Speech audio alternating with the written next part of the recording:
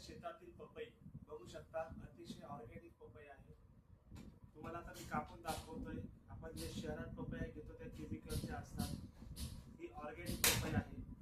बघू शकता, अतिशय छान ही आपल्याला कापायची आहे। आता अतिशय छान त्याच्यात बिया आहेत काळ्या भोर, याच्यात कुठल्याही केमिकल वगैरे पिकवलेली नाही।